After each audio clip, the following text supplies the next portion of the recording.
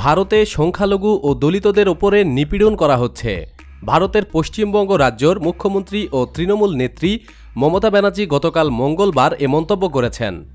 আসন্ন লোকসভা নির্বাচন উপলক্ষে তিনি দলীয় প্রার্থী তালিকা ঘোষণার পর এ কথা বলেন। পশ্চিমবঙ্গের মুখ্যমন্ত্রী বলেন, ভারতে কৃষক, দলিত, সংখ্যালঘুদের ওপরে অত্যাচার চলছে।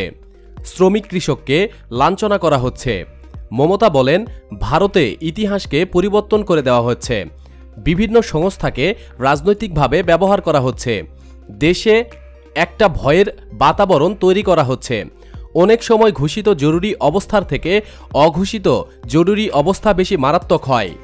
তৃণমূল নেত্রী বলেন, রাজনৈতিক স্বার্থে সংবিধানকে আঘাত করা হচ্ছে। বিদ্বেষ ঘৃণার রাজনীতি চলছে। মানুষে মানুষে বিভেদ তৈরি করে দেওয়া হয়েছে। বিজেপির সমালোচনা করে তিনি বলেন, ওদের লজ্জা থাকা উচিত। দেশে গোরক্ষক সেন্টিগ্রেড, লিঞ্চিং সেন্টিগ্রেডের আমদানি করেছে। কোটি কোটি টাকা খরচ করে সোশ্যাল মিডিয়ায় ফেক নিউজ ছড়ানো হচ্ছে। গণমাধ্যমকে কাজ করতে দেওয়া হচ্ছে না। প্রতিদিন সব খবরাখবরের জন্য আমাদের সাথেই থাকুন এবং আমাদের চ্যানেলটি সাবস্ক্রাইব করুন। ধন্যবাদ। প্রিয় দর্শক, আমাদের দ্বিতীয় চ্যানেল সেরা নিউজ থেকে একটু ঘুরে আসুন। ভিডিওগুলো ভালো লাগলে অবশ্যই সাবস্ক্রাইব করুন। চ্যানেলটির লিংক ভিডিও ডিসক্রিপশানে দিয়ে দেওয়া হয়েছে। ধন্যবাদ।